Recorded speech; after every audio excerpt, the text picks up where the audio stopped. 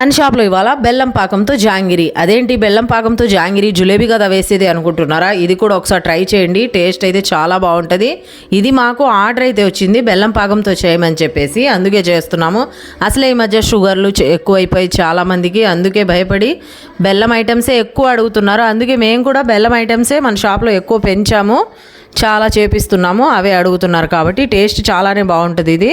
దీనికోసం ఎక్కువ ప్రాసెస్ ఏం లేదు. మినపప్పు అయితే నానబెట్టుకోవాలి, గ్రైండర్కి పట్టుకొని కొద్ది కలర్ వేసుకొని ఆయిల్ పెట్టుకొని పాకం చేసి పక్కన పెట్టేసుకోవాలి. అప్పుడు ఇది ఒక్కోటి వేయాలి. ఇవన్నీ నేను వేసాను అనుకుంటున్నారేమో, మనకు అంత ఓపిక లేదు.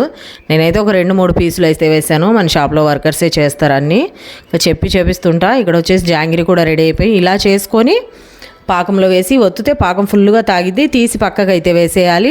ఇది వేయడానికి అసలు క్లాత్ సపరేట్గా దీనికి కుట్టియాలి. ఆ కుట్టించి మధ్యలో కాజాలాగా వేయాలి బెజ్జము, అందులో పిండి వేసుకొని క్లాత్లో చుట్టేసి ఒక్కొక్కటి డిజైన్ లాగా వేయాలి. ఇది చేయి తిరిగిన వాళ్ళకి ఈ డిజైన్ వస్తుంది, అందరికీ అయితే రాదు.